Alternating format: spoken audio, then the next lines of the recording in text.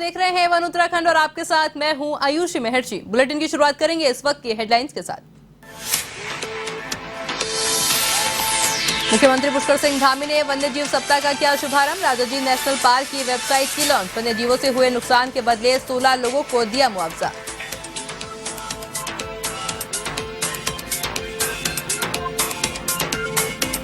केंद्रीय रक्षा और राज्य पर्यटन मंत्री अजय भट्ट का हल्द्वानी दौरा। जल जीवन मिशन की बैठक में अधिकारियों को दिए निर्देश। कहा, अधिकारी और कर्मचारी की कमी को जल्द किया जाएगा पूरा।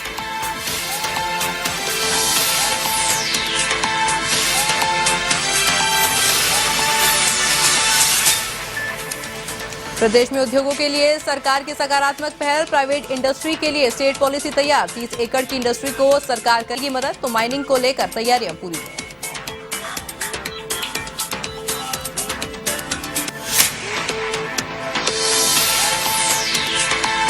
केदारनाथ धाम के पास बड़ा हिमस्खलन। ग्लेशियर से बर्फ का पहाड़ भरभरा कर गिरा। केदारनाथ मंदिर को कोई नुकसान नहीं। भयावह वीडियो के सामने आने के बाद लोगों में दहशत।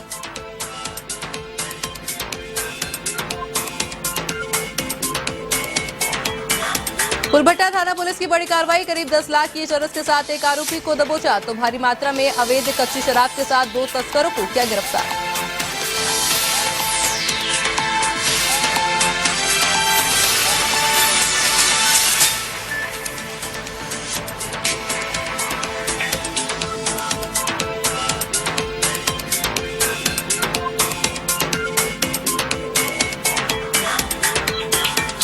तो चलिए अब नजर डाल लेते हैं खबरों पर विस्तार से। मुख्यमंत्री पुष्कर सिंह धामी ने शनिवार को लच्छीवाला नेचर पार्क में राज्य वन्यजीव सप्ताह 2022 का शुभारंभ किया। इस अवसर पर राजाजी नेशनल पार्क की ऑफिशियल वेबसाइट लॉन्च की और राजाजी नेशनल पार्क के लिए 2 रैपिड रिस्पांस वाहन का लोकार्पण भी किया गया। वन्यजीवों से हुई मवेशी और फसल क्षति के लिए 16 लोगों को मुआवजा चेक मुख्यमंत्री ने प्रदान किए हैं। आपको बताया, धामी ने राज्य वन्यजीव सप्ताह 2022 के शुभारंभ के अवसर पर घोषणा की है कि वन्यजीवों द्वारा व्यस्क अव्यस्क की मृत्यु पर देय अनुग्रह राशि की दर को 4 लाख रुपए से बढ़ाकर 5 लाख रुपए किया जाएगा। गंभीर रूप से घायल व्यक्ति को देय अनुग्रह राशि का 50,000 रुपए से बढ़ाकर 1 लाख रुपए किया जाएगा। प्रदेश में राजकीय ड्यूटी के दौरान शहीद होने वाले वन कर्मियों के परिजनों को सम्मान स्वरूप 15 लाख रुपए अनुग्रह राशि के रूप में भुगतान किया जाएगा। तो वहीं प्रदेश में जिम कॉर्बेट हेरिटेज ट्रेल की स्थापना की जाएगी। इसके अलावा भी कई घोषणाएं की गई हैं।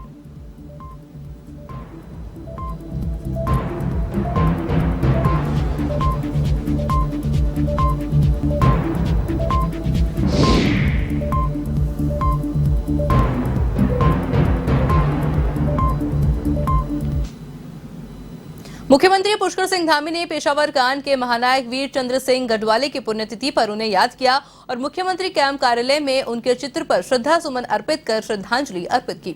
इस दौरान मुख्यमंत्री ने कहा कि वे साहस एवं वीरता की प्रतिमूर्ति एवं महान स्वाधीनता संग्राम सेनानी थे और वीर चंद्र सिंह गढ़वाले के शौर्य गाथा सदैव हमारी स्मृतियों में जीवंत रहेंगी।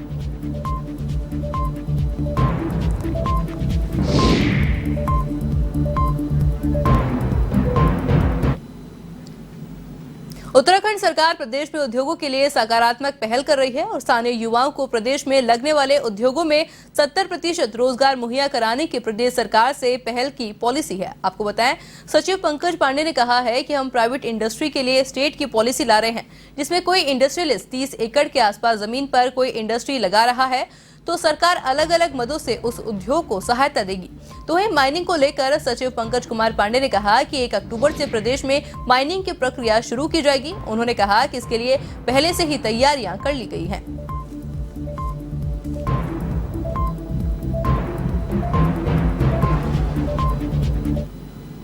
आरंभ कर ली जाएगी क्योंकि 3 महीने की रोक रहती है, वो खत्म हो रही है। मेरे द्वारा इस संबंध में बैठक की जा चुकी है। आज भी एक बैठक में कर रहा हूँ। इसमें सभी तैयारियां जो की जाती हैं पहले जनपद स्तर पे और अलग निगमों के स्तर पे, उस पे डायरेक्शन जारी किए जा चुके हैं और हम लोग प्रयास कर रहे हैं कि 1 तारीख से सुचारू रूप से हर जगह पे जहाँ पे लीगल पट्टे जहाँ अलॉटेड है वहाँ पे माइनिंग शुरू कर ली जाए। देखिए, प्राइवेट इंडस्ट्रियल स्टेट की पॉलिसी हम लोग ला रहे हैं, उसका ड्राफ्ट रेडी कर लिया है हमने।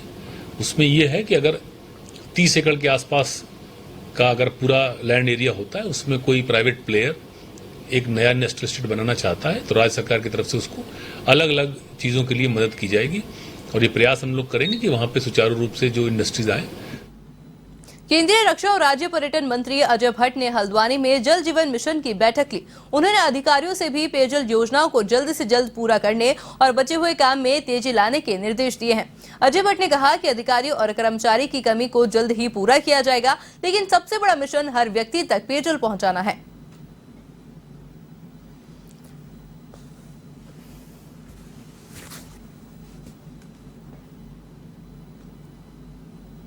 जो पहले जिसका प्रतिशत बहुत कम था, 20% भी नहीं था, तो आज हमने इतने घरों में कनेक्शन दे दिया है, लगभग 60% लोग आज सेवित हो चुके हैं। इतने परिवारों को कनेक्शन दे दिया है। सबसे बड़ी बात यह है कि हर घर में नल और नल में जल, जो मोदी जी ने कहा, बहुत सोच विचार कर ये योजना प्रारंभ की गई, जल जीवन मिशन, और आज वो फलित भी हो रही, दिखाई भी दे रही है। अकेले अगर नैनीताल जिले की बात मैं करूं तो कम से कम 929 करोड़ रुपए 929 करोड़ रुपए सैंक्शन हुए हैं। कुछ लाख भी हैं आगे, लेकिन 929 करोड़ रुपए ये कम नहीं होता है, बहुत बड़ी अमाउंट है। और इसी तरह से अन्य जिलों में कहीं 1000 करोड़, कहीं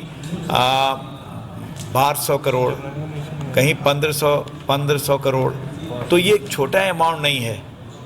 और इससे हर गांव अब इधर मुख्यमंत्री पुष्कर सिंह धामी ने हरिद्वार पंचायत चुनाव के परिणाम आने पर हरिद्वार की जनता का आभार जताया। साथ ही जनता को आश्वस्त किया है कि राज्य सरकार उनके विकास के लिए कटिबद्ध है और उनके हितों को सुरक्षित रखा जाएगा। सीएम धामी ने कहा कि आजादी के बाद ये पहला अवसर है कि हरिद्वार में पंचायत चुनाव में भाजपा का बोर्ड बना है और इसके पीछे पार्टी की मेहनत रंग लाई।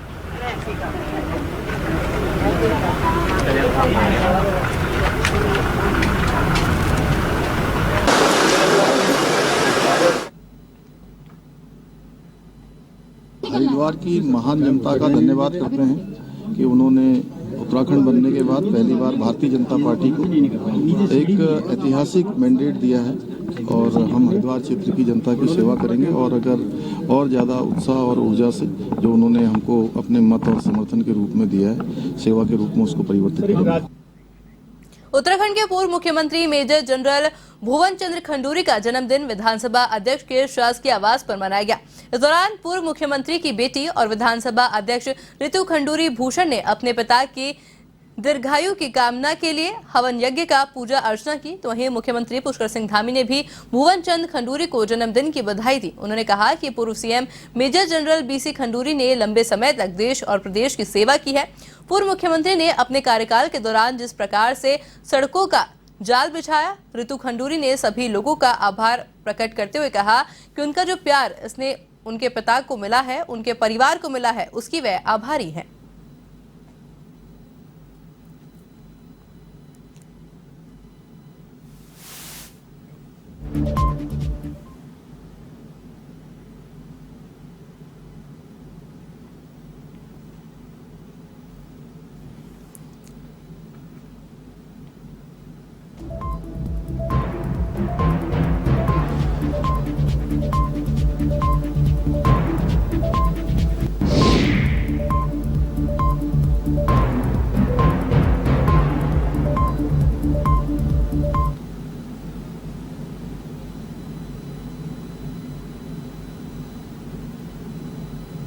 जनरल साहब का जन्मदिन है और उन्होंने लंबे समय से तक देश की और प्रदेश की सेवा की है। हम भगवान से प्रार्थना करते हैं कि वो दीर्घायु हों, स्वस्थ रहें और लंबे समय तक उनका मार्गदर्शन, उनका आशीर्वाद हम सबको प्राप्त होता रहे। उनके द्वारा अनेकों कार्य, जहां सड़कों के क्षेत्र में भारत में मंत्री रहते हुए और उत्तराखंड के अंदर मुख्यमंत्री रहते हुए तमाम ऐसे कामों को उन्होंने आगे बढ़ाने का काम किया। हम सब लोग उनसे प्रेरणा लेकर उन सभी कामों को आगे बढ़ाएंगे और आज के अवसर पर उनको बहुत बहुत शुभकामनाएं और बधाई देते हैं। जनरल साहब का आज 90वें वर्ष में वो प्रवेश कर रहे हैं, तो एक बेटी होने के नाते मेरी इच्छा थी कि बहुत समय ऐसा होता था कि हम लोग मिल नहीं पाते थे, उनके जन्मदिन पर केवल फ़ोन पर ही बात हो जाती थी। तो आज मौका भी था और क्योंकि एक माइलस्टोन भी है कि हम 90th ईयर में प्रवेश कर रहे हैं और हम सब यहीं थे, परिवार यहीं था, मेरे बच्चे यहीं हैं, भाई यहीं हैं, तो इसलिए एक इच्छा हुई कि पिताजी के साथ जन्म दिवस मनाया जाए। और जब पता चला तो आप जानते हैं उनके उनसे बहुत लोग प्रेम भी करते हैं, ऐसे काफ़ी लोग भी पहुँचे हैं उनसे मिलने के लिए, तो मैं सबका बहुत बहुत आभार और धन्यवाद करना चाहती हूँ। कैबिनेट मंत्री चंदन राम दास अल्मोड़ा दौरे पर रहे। इस दौरान उन्होंने कहा कि पहाड़ में परिवहन को सुगम बनाने के लिए कुमाऊं और गढ़वाल में ड्राइवर ट्रेनिंग सेंटर स्थापित किए जा रहे हैं, जिसमें ड्राइवर के साथ कंडक्टर का भी प्रशिक्षण किया जाएगा। उन्होंने कहा कि इस दौरान उन्हें यात्रियों के साथ मधुर व्यवहार बनाने का भी प्रशिक्षण दिया जाएगा। मंत्री ने कहा कि केंद्र सरकार के साथ ही सुप्रीम कोर्ट ने रोड सेफ्टी के लिए एडवाइजरी जारी की है। मेहता जी यार सबसे इम्पोर्टेंट आदमी हो रहे हैं आने वाले। भारत सरकार ने और सुप्रीम कोर्ट ने भी रोड सेफ्टी के लिए एडवाइजरी जारी की है और हमने रोड सेफ्टी के लिए हमने अलग अलग बजट भी जारी किया है। हमने ब्लैक स्पॉटों का हमने चिन्हीकरण किया है। 4 धाम यात्रा सहित जहाँ जहाँ भी दुर्घटना स्थल हैं वहाँ पर सीसी कैमरे लगाने की हमने बात की है। उसके किनारे डिवाइडर लगाने की बात की है। एक स्पेशल कोर्स भी हमने किया है। प्रदेश सरकार देश की हमारी ये पहली प्राथमिकता है कि हम लोगों की जान बचाएं, कम से कम दुर्घटनाएं हों। इसलिए आपने देखा होगा इस बार हमने 4 धाम यात्रा में भी 16,500 गाड़ियाँ लगाई हैं।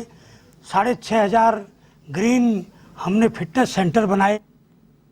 पूर्व मुख्यमंत्री त्रिवेंद्र सिंह रावत ने अनिल चौहान को दूसरे सीडीएस बनने पर खुशी जताई। उन्होंने कहा कि उत्तराखंड के लिए बहुत सौभाग्य की बात है कि देश को दूसरा सीडीएस भी पौड़ी जिले से ही मिला है। उत्तराखंड से देश के कई महत्वपूर्ण पदों पर पौड़ी जिले के लोग का काबिज है। और साथ ही उन्होंने कहा कि देश के पहले सीडीएस बिपिन रावत भी गोरखा राइफल से थे और अनिल चौहान भी गोरखा राइफल से हैं। ऐसे में गोरखा राइफल के लिए भी गौरव की बात है। साथ ही रावत ने अंकिता हत्याकांड को लेकर अपनी बात रखी।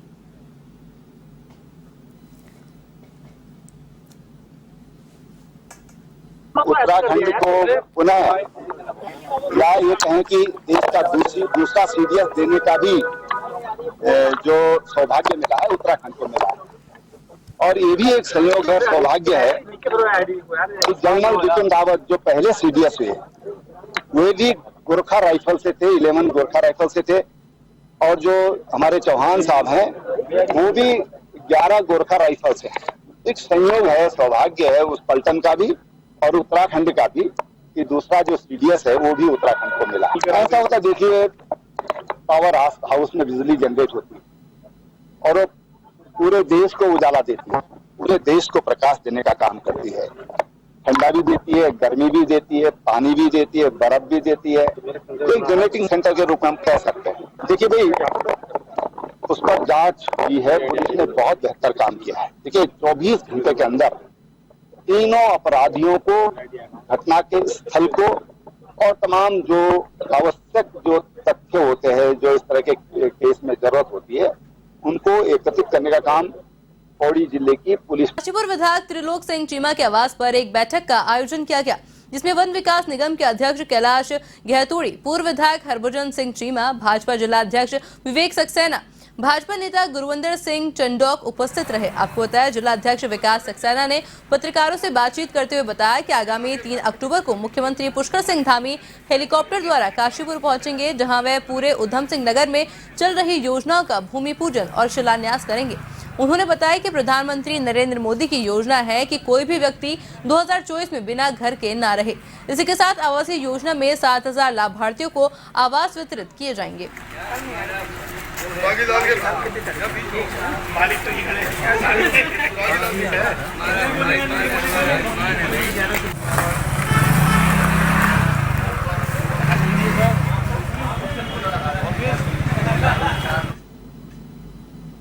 आपके 8 बड़े जो काम हों, ज़रूरी हों, आवश्यक हों, जो रुके हुए हों, जिसको आप ये समझते हैं होने चाहिए लेकिन रुके हुए, उनकी लिस्ट बनाकर, डिटेल बना करके और उसे उपलब्ध करा दीजिए।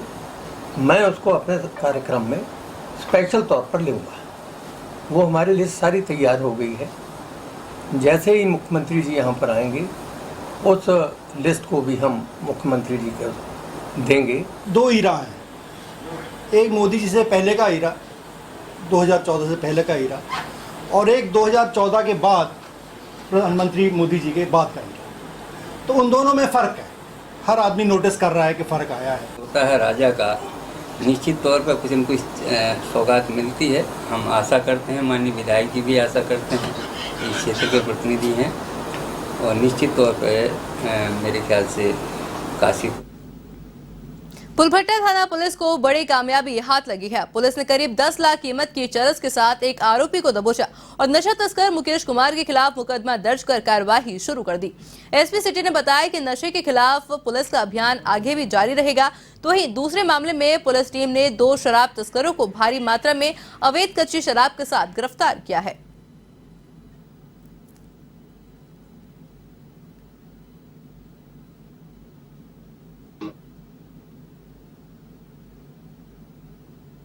ये लगातार नशे के विरुद्ध हमारा अभियान जारी है, जिसमें 2 तरह से हम लोग कार्रवाई कर रहे हैं। इसमें एक तो जहाँ पर भी नशे की ज़्यादा प्रवृत्ति पाई जाती है वहाँ जागरूकता अभियान हम लोगों के द्वारा लगातार चलाया जा रहा है, और साथ में जो भी अवैध कारोबार करते हैं नशे का, उनके खिलाफ भी कड़ी कार्रवाई की जा रही है। तो इसी क्रम में एक मुकेश उर्फ गौतम, जो कि बरी के रहने वाले हैं, इनको हमने गिरफ्तार किया और इनसे बड़ी मात्रा में चरस बरामद हुई है। लगभग 1 किलो 130 ग्राम चरस बरामद हुई है, और इनके बैकवर्ड और फॉरवर्ड लिंकेजेस हम लोग खंगाल रहे हैं कि जहां से लाए थे वो भी हमें जानकारी उस संबंध में भी प्राप्त हुई है।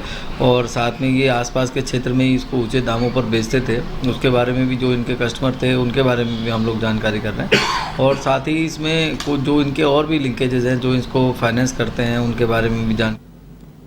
उत्तराखंड विधानसभा अध्यक्ष ऋतु खंडूरी ने सोशल मीडिया पर वायरल निजी स्टाफ को नियुक्त करने वाले पत्र पर अपनी सफाई दी है। उन्होंने कहा है कि उन्होंने किसी तरह के नियम के विरुद्ध नियुक्ति नहीं की है और न ही उन्हें ऐसे संस्कार मिले हैं। उन्होंने कहा कि उनका निजी पर्सनल स्टाफ है और ये स्टाफ तब तक रहेगा जब तक वह इस पद पर कार्यरत है।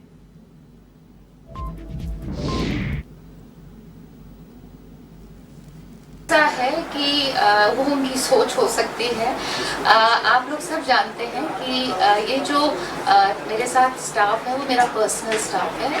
पूरे हिंदुस्तान में चाहे मुख्यमंत्री जी हों, मंत्री हों और केंद्र के मंत्री हों, सबको अधिकार होता है कि वो पर्सनल स्टाफ रखें। पर्सनल स्टाफ ऐसा होता है कि थोड़ा एक्सपीरियंस भी हो और थोड़ी मेरी उनसे कंफर्ट लेवल हो, क्योंकि जिस तरह का निर्णय हमने इस समय विधानसभा में लिया है उस निर्णय को लेने के लिए मुझे अपने साथ ऐसे लोग चाहिए थे जिनको एक्सपीरियंस था। जो मेरे ओएसडी साहब हैं उन्हें वैसे देखिए ये सब चीज़ें मुझे बोलना अच्छा नहीं लग रहा है, एक्सप्लेनेशन देना भी ठीक नहीं लग रहा है, लेकिन क्योंकि आप पूछ रहे हैं 45 साल से ऊपर वो सरकारी दफ्तरों में काम कर चुके हैं, विजिलेंस में काम कर चुके हैं, तो इस तरह से जो चीज़ें स्मूथली मैं कर पाई ये एक कारण था। को टर्मिनस है, अगर मैं चाहूँ वो कल जा सकते हैं और मैं अगर कल गई तो मेरे साथ वो भी जाएंगे। खबर विकासनगर से है, जहां भाजपा नेता रामचरण नोटियाल साहिया क्षेत्र में पहुंचे और आपदा से प्रभावित हुए परिवारों से मुलाकात कर क्षेत्र का निरीक्षण किया, जिसके बाद विकासनगर में एक पत्रकार वार्ता को संबोधित किया और कहा कि हाल ही में आई बरसात के चलते क्षेत्र की नदियों ने भारी तबाही मचाई है। उन्होंने कहा कि वे क्षेत्र की समस्याओं को लेकर जल्द ही मुख्यमंत्री पुष्कर सिंह धामी से मुलाकात करेंगे और प्रभावित परिवारों को राहत दिलवाएंगे।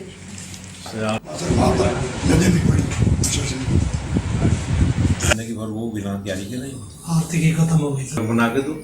टाइगर फॉल में 4 दिन से यात्री रुके हुए, वो भी डामठा के पास।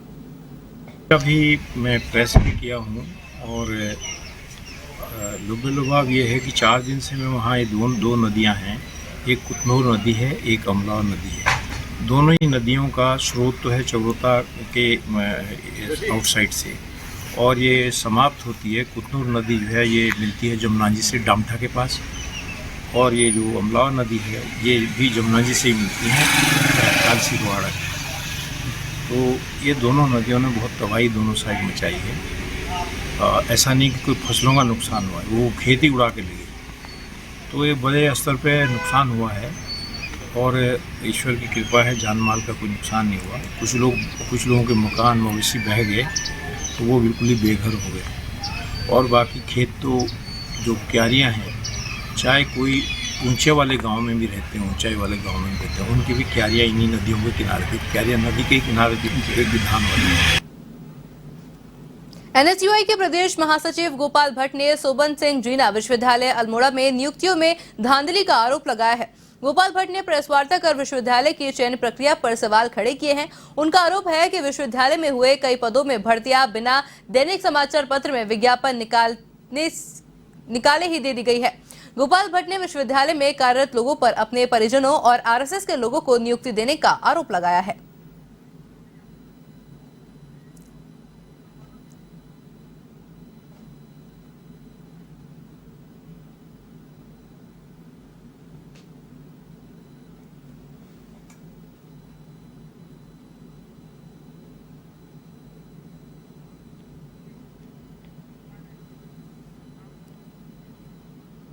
खबर उधम सिंह नगर के जसपुर से है, जहां खंड विकास सभागार में प्रशासन, किसानों और राइस मिलों के मालिकों के बीच बैठक हुई, जिसमें धान क्रय केंद्र खोलने को लेकर चर्चा की गई। बैठक की अध्यक्षता उप जिलाधिकारी सीमा विश्वकर्मा ने की। बैठक में तहसीलदार पूनम पंत, मंडी समिति अध्यक्ष सुरेंद्र सिंह चौहान और मंडी सचिव मौजूद रहे। हम 200 नहीं, हम आपका 300 भी तोल देंगे, लेकिन हमें अनावश्यक है ना, जो भी मोस्टर 17% तक ही अलाउ है। क्रय केंद्रों पे आप 31 अक्टूबर से 31 जनवरी 2023 तक की खरीद की जाएगी।